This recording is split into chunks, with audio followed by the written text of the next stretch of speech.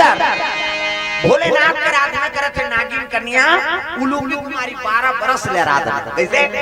अभी लोग शिव भक्ति अब्बड़ बाड़े शिव पूजा प्रेम से बोल दुर्गा मैया की जय।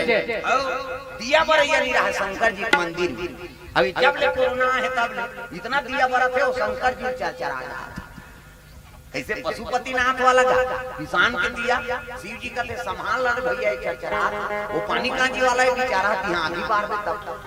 जैसे कम उपास है प्रेम से बोल दुर्गा मैया की जय। हां मोर तो 4 समार हो गए एक समार हो तो 5 पूजे हो 5 समार के ठेका है तानव नहीं करते पूजा